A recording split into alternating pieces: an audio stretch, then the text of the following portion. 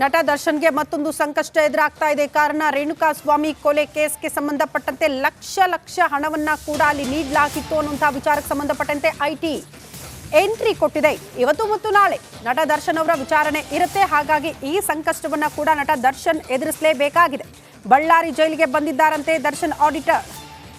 ಕೊಲೆ ಮುಚ್ಚಿ ಹಾಕುವುದಕ್ಕೆ ಯತ್ನ ಆಗಿತ್ತು ದರ್ಶನ್ ಅವರಿಂದ. ಪ್ರದೂಷ್ಗೆ ಲಕ್ಷ ಹಣ ಕೊಟ್ಟಿದ್ರು ದಾಸ.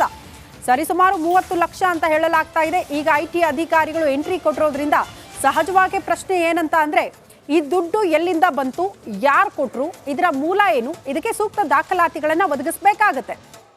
ಹಾಗಾಗಿ ಆ ನಿಟ್ಟಿನಲ್ಲಿ ಐಟಿ ಅಧಿಕಾರಿಗಳ ಎಂಟ್ರಿ. ನಟ ದರ್ಶನ್ ಅವರು ಈ ವಿಚಾರಣೆಯನ್ನ ಕೂಡ ಫೇಸ್ ಮಾಡಬೇಕು.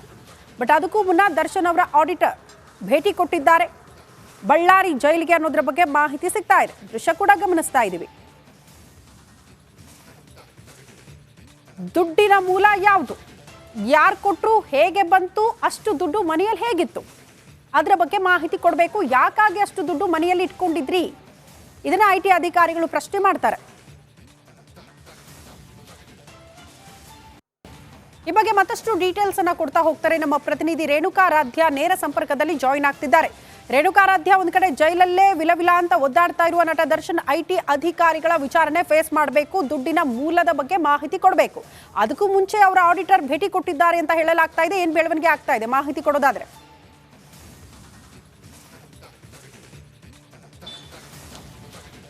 ಶ್ರುತಿ, ಈಗ ಒಂದು ಪಾಯಿಂಟನ್ನು ನಾನಿಲ್ಲಿ ಅಪ್ಡೇಟ್ ಮಾಡ್ತೀನಿ ನೇರವಾಗಿ. ಇಷ್ಟೊತ್ತು ಅವರ ಆಡಿಟರ್ ಜೈಲಿನ ಮುಂಭಾಗ ಬಂದು, ಅಂದರೆ ಜೈಲಿನ ಒಳಗಡೆ ಆಲ್ರೆಡಿ ಹೋಗಿರ್ತಕ್ಕಂಥದ್ದು. ಆದರೆ ಈಗ ಇದೇ ಒಂದು ಕ್ಷಣದಲ್ಲಿ ಈಗ ಐಟಿ ಅಧಿಕಾರಿಗಳು ಕೂಡ ಬಳ್ಳಾರಿ ಜೈಲಿಗೆ ಆಗಮಿಸಿದ್ದಾರೆ.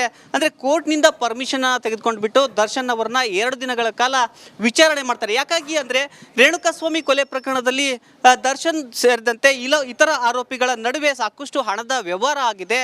ಸುಮಾರು 30 ಲಕ್ಷ ರೂಪಾಯಿಯನ್ನು ಶವ ಸಾಗಿಸೋದಕ್ಕೆ ಕೊಟ್ಟಿರೋದಾಗಿ ಪೊಲೀಸರ ತನಿಖೆಯಲ್ಲಿ ಗೊತ್ತಾಗಿತ್ತು. ಅಷ್ಟೇ ಅಲ್ಲದೆ ಪೊಲೀಸರು ದಾಳಿ ಮಾಡಿದಂಥ ಸಂದರ್ಭದಲ್ಲಿ 85 ಲಕ್ಷ ರೂಪಾಯಿ ಹಣ ಬೇರೆ ಬೇರೆ ಕಡೆ ಸಿಕ್ಕಿತ್ತು. ಈ ಪ್ರಕರಣದಲ್ಲಿ ಸಾಕಷ್ಟು ಹಣದ ವ್ಯವಹಾರ ಆಗಿರ್ತಕ್ಕಂಥ ಹಿನ್ನೆಲೆಯಲ್ಲಿ ಈ ಹಣ ಎಲ್ಲಿಂದ ಬಂತು ಅನ್ನೋದು ಈಗ ಸಾಕಷ್ಟು ಚರ್ಚೆಗೆ ಗ್ರಾಸವಾಗಿತ್ತು. ಹೀಗಾಗಿ ಐಟಿ ಅಧಿಕಾರಿಗಳು ಇವರನ್ನ, ಅಂದರೆ ದರ್ಶನ್ ಸೇರಿದಂತೆ ಇತರ ಆರೋಪಿಗಳ ಬಗ್ಗೆ ಒಂದು ವಿಚಾರಣೆಯನ್ನ ನಡೆಸೋದಕ್ಕೆ ಮುಂದಾಗಿದ್ದಾರೆ. ಈ ಬಗ್ಗೆ ಕೋರ್ಟ್ನಿಂದನೂ ಕೂಡ ಪರ್ಮಿಷನ್ ತೆಗೆದುಕೊಂಡಿದ್ದಾರೆ. ಹೀಗಾಗಿ ಇವತ್ತು ಬಳ್ಳಾರಿ ಜೈಲಿಗೆ 5 ಜನರ ಐಟಿ ತಂಡ ಬಳ್ಳಾರಿ ಜೈಲಿಗೆ ಬಂದಿರತಕ್ಕಂಥದ್ದು. ಅದ್ರ ಜೊತೆಗೆ ದರ್ಶನ್ ಅವರ ಆಡಿಟರ್ MS ರಾವ್ ಅವರು ಕೂಡ ಬಂದಿದ್ದಾರೆ. ಜೊತೆಗೆ ಅಸಿಸ್ಟೆಂಟ್ ಆಡಿಟರ್ ಅರುಣ್ ಕುಮಾರ್ ಕೂಡ ಬಂದಿರತಕ್ಕಂಥದ್ದು. ಅಂದರೆ ದರ್ಶನ್ ಅವರನ್ನ ಹೈ ಸೆಕ್ಯೂರಿಟಿ ಸೆಲ್ನಿಂದ ನೇರವಾಗಿ ಜೈಲಿನ ಅಧೀಕ್ಷಕರ ಕೊಠಡಿಗೆ ಕರೆಸ್ತಾರೆ. ಅಲ್ಲಿ ಸಂಪೂರ್ಣವಾಗಿ ವಿಡಿಯೋ ಚಿತ್ರೀಕರಣವನ್ನ ಮಾಡ್ತಾರೆ. ಅಂದರೆ ಏನೆಲ್ಲ ವಿಚಾರಣೆ ಮಾಡ್ತಾರೆ ಅದರ ಎಲ್ಲ ವಿಡಿಯೋ ಚಿತ್ರೀಕರಣವನ್ನ ಮಾಡ್ತಾರೆ. ಅಲ್ಲಿ ಯಾರ್ಯಾರು ಇರ್ತಾರೆ ಅಂದ್ರೆ ಐಟಿ ಅಧಿಕಾರಿಗಳು. ಹೇಗಿರುತ್ತೆ ವಿಚಾರಣೆ ಕಾದ್ ನೋಡೋಣ. ಧನ್ಯವಾದಗಳು ತಮ್ಮೆಲ್ಲ ಮಾಹಿತಿಗೆ.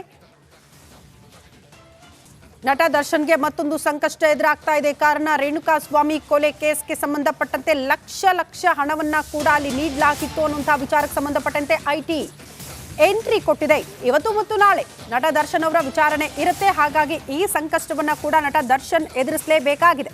ಬಳ್ಳಾರಿ ಜೈಲಿಗೆ ಬಂದಿದ್ದಾರಂತೆ ದರ್ಶನ್ ಆಡಿಟರ್. ಕೊಲೆ ಮುಚ್ಚಿ ಹಾಕುವುದಕ್ಕೆ ಯತ್ನ ಆಗಿತ್ತು ದರ್ಶನ್ ಅವರಿಂದ.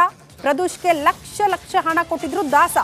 ಸರಿಸುಮಾರು 30 ಲಕ್ಷ ಅಂತ ಹೇಳಲಾಗ್ತಾ ಇದೆ. ಈಗ ಐಟಿ ಅಧಿಕಾರಿಗಳು ಎಂಟ್ರಿ ಕೊಟ್ಟಿರೋದ್ರಿಂದ ಸಹಜವಾಗಿ ಪ್ರಶ್ನೆ ಏನಂತ ಅಂದ್ರೆ, ಈ ದುಡ್ಡು ಎಲ್ಲಿಂದ ಬಂತು, ಯಾರು ಕೊಟ್ರು, ಇದರ ಮೂಲ ಏನು, ಇದಕ್ಕೆ ಸೂಕ್ತ ದಾಖಲಾತಿಗಳನ್ನ ಒದಗಿಸಬೇಕಾಗತ್ತೆ. ಹಾಗಾಗಿ ಆ ನಿಟ್ಟಿನಲ್ಲಿ ಐಟಿ ಅಧಿಕಾರಿಗಳ ಎಂಟ್ರಿ. ನಟ ದರ್ಶನ್ ಅವರು ಈ ವಿಚಾರಣೆಯನ್ನ ಕೂಡ ಫೇಸ್ ಮಾಡಬೇಕು. ಬಟ್ ಅದಕ್ಕೂ ಮುನ್ನ ದರ್ಶನ್ ಅವರ ಆಡಿಟರ್ ಭೇಟಿ ಕೊಟ್ಟಿದ್ದಾರೆ ಬಳ್ಳಾರಿ ಜೈಲಿಗೆ ಅನ್ನೋದ್ರ ಬಗ್ಗೆ ಮಾಹಿತಿ ಸಿಗ್ತಾ ಇದೆ. ದೃಶ್ಯ ಕೂಡ ಗಮನಿಸ್ತಾ ಇದ್ದೀವಿ.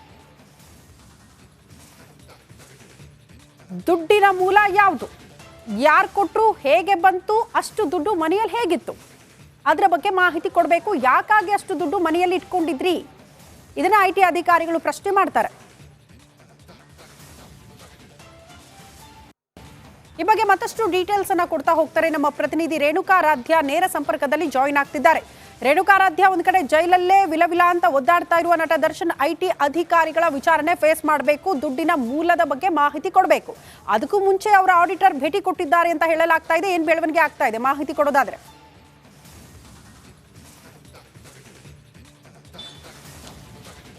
ಶ್ರುತಿ, ಈಗ ಒಂದು ಪಾಯಿಂಟನ್ನು ನಾನಿಲ್ಲಿ ಅಪ್ಡೇಟ್ ಮಾಡ್ತೀನಿ ನೇರವಾಗಿ. ಇಷ್ಟೊತ್ತು ಅವರ ಆಡಿಟರ್ ಜೈಲಿನ ಮುಂಭಾಗ ಬಂದು, ಅಂದರೆ ಜೈಲಿನ ಒಳಗಡೆ ಆಲ್ರೆಡಿ ಹೋಗಿರ್ತಕ್ಕಂಥದ್ದು. ಆದರೆ ಈಗ ಇದೇ ಒಂದು ಕ್ಷಣದಲ್ಲಿ ಈಗ IT ಅಧಿಕಾರಿಗಳು ಕೂಡ ಬಳ್ಳಾರಿ ಜೈಲಿಗೆ ಆಗಮಿಸಿದ್ದಾರೆ. ಅಂದರೆ ಕೋರ್ಟ್ನಿಂದ ಪರ್ಮಿಷನ್ ತೆಗೆದುಕೊಂಡು ಬಿಟ್ಟು ದರ್ಶನ್ ಅವರನ್ನ 2 ದಿನಗಳ ಕಾಲ ವಿಚಾರಣೆ ಮಾಡ್ತಾರೆ. ಯಾಕಾಗಿ ಅಂದರೆ ರೇಣುಕಾಸ್ವಾಮಿ ಕೊಲೆ ಪ್ರಕರಣದಲ್ಲಿ ದರ್ಶನ್ ಸೇರಿದಂತೆ ಇತರ ಆರೋಪಿಗಳ ನಡುವೆ ಸಾಕಷ್ಟು ಹಣದ ವ್ಯವಹಾರ ಆಗಿದೆ. ಸುಮಾರು 30 ಲಕ್ಷ ರೂಪಾಯಿಯನ್ನ ಶವ ಸಾಗಿಸೋದಕ್ಕೆ ಕೊಟ್ಟಿರೋದಾಗಿ ಪೊಲೀಸರ ತನಿಖೆಯಲ್ಲಿ ಗೊತ್ತಾಗಿತ್ತು. ಅಷ್ಟೇ ಅಲ್ಲದೆ ಪೊಲೀಸರು ದಾಳಿ ಮಾಡಿದಂಥ ಸಂದರ್ಭದಲ್ಲಿ 85 ಲಕ್ಷ ರೂಪಾಯಿ ಹಣ ಬೇರೆ ಬೇರೆ ಕಡೆ ಸಿಕ್ಕಿತ್ತು. ಈ ಪ್ರಕರಣದಲ್ಲಿ ಸಾಕಷ್ಟು ಹಣದ ವ್ಯವಹಾರ ಆಗಿರ್ತಕ್ಕಂಥ ಹಿನ್ನೆಲೆಯಲ್ಲಿ ಈ ಹಣ ಎಲ್ಲಿಂದ ಬಂತು ಅನ್ನೋದು ಈಗ ಸಾಕಷ್ಟು ಚರ್ಚೆಗೆ ಗ್ರಾಸವಾಗಿತ್ತು. ಹೀಗಾಗಿ IT ಅಧಿಕಾರಿಗಳು ಇವರನ್ನ, ಅಂದರೆ ದರ್ಶನ್ ಸೇರಿದಂತೆ ಇತರ ಆರೋಪಿಗಳ ಬಗ್ಗೆ ಒಂದು ವಿಚಾರಣೆಯನ್ನ ನಡೆಸೋದಕ್ಕೆ ಮುಂದಾಗಿದ್ದಾರೆ. ಈ ಬಗ್ಗೆ ಕೋರ್ಟ್ನಿಂದನೂ ಕೂಡ ಪರ್ಮಿಷನ್ ತೆಗೆದುಕೊಂಡಿದ್ದಾರೆ. ಹೀಗಾಗಿ ಇವತ್ತು ಬಳ್ಳಾರಿ ಜೈಲಿಗೆ 5 ಜನರ IT ತಂಡ ಬಳ್ಳಾರಿ ಜೈಲಿಗೆ ಬಂದಿರತಕ್ಕಂಥದ್ದು. ಅದ್ರ ಜೊತೆಗೆ ದರ್ಶನ್ ಅವರ ಆಡಿಟರ್ MS ರಾವ್ ಅವರು ಕೂಡ ಬಂದಿದ್ದಾರೆ. ಜೊತೆಗೆ ಅಸಿಸ್ಟೆಂಟ್ ಆಡಿಟರ್ ಅರುಣ್ ಕುಮಾರ್ ಕೂಡ ಬಂದಿರತಕ್ಕಂಥದ್ದು. ಅಂದರೆ ದರ್ಶನ್ ಅವರನ್ನ ಹೈ ಸೆಕ್ಯೂರಿಟಿ ಸೆಲ್ನಿಂದ ನೇರವಾಗಿ ಜೈಲಿನ ಅಧೀಕ್ಷಕರ ಕೊಠಡಿಗೆ ಕರೆಸ್ತಾರೆ. ಅಲ್ಲಿ ಸಂಪೂರ್ಣವಾಗಿ ವಿಡಿಯೋ ಚಿತ್ರೀಕರಣವನ್ನ ಮಾಡ್ತಾರೆ. ಅಂದರೆ ಏನೆಲ್ಲ ವಿಚಾರಣೆ ಮಾಡ್ತಾರೆ ಅದರ ಎಲ್ಲ ವಿಡಿಯೋ ಚಿತ್ರೀಕರಣವನ್ನ ಮಾಡ್ತಾರೆ. ಅಲ್ಲಿ ಯಾರ್ಯಾರು ಇರ್ತಾರೆ ಅಂದ್ರೆ IT ಅಧಿಕಾರಿಗಳು. ಹೇಗಿರುತ್ತೆ ವಿಚಾರಣೆ ಕಾದ್ ನೋಡೋಣ. ಧನ್ಯವಾದಗಳು ತಮ್ಮೆಲ್ಲ ಮಾಹಿತಿಗೆ.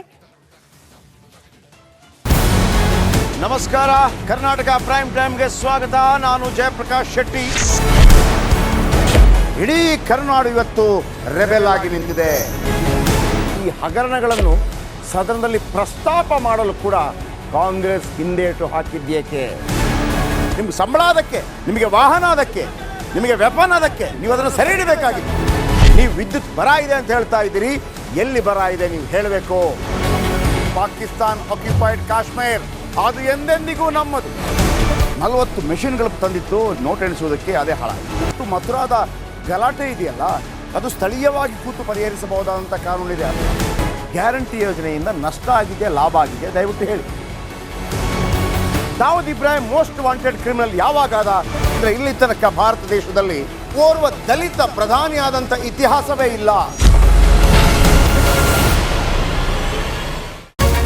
ರಿಪಬ್ಲಿಕ್ ವರ್ಲ್ಡ್ ಆಪ್ ಇದು ಕೇವಲ ಅಪ್ಲಿಕೇಶನ್ ಅಲ್ಲ, ಸಮಗ್ರ ಸುದ್ದಿಗಳ ಸಂಪರ್ಕ ಮಾರ್ಗಕ್ಕೆ ಕ್ರಾಂತಿಕಾರಿ ಬದಲಾವಣೆ. ರಿಪಬ್ಲಿಕ್ ವರ್ಲ್ಡ್ ಆಪ್ ಕೇವಲ ಸುದ್ದಿ ಅಪ್ಲಿಕೇಶನ್ ಅನ್ನ ಪರಿಚಯ ಮಾಡ್ತಾ ಇಲ್ಲ, ಬದಲಾಗಿ ಡಿಜಿಟಲ್ ಸುದ್ದಿ ಬಳಕೆಯ ಹೊಸ ಯುಗಕ್ಕೆ ನಾಂದಿ ಹಾಡ್ತಾ ಇದೆ. ಇದೊಂದು ಬ್ರೇಕಿಂಗ್ ನ್ಯೂಸ್, ಪ್ರಭಾವಶಾಲಿ ಕಾರ್ಯಕ್ರಮಗಳಿಗೆ ಗಟ್ಟಿಯಾದ ವೇದಿಕೆ. ರಿಪಬ್ಲಿಕ್ ವರ್ಲ್ಡ್ ಅಪ್ಲಿಕೇಶನ್ ಈಗ ಲೈವ್ ಆಗಿದೆ.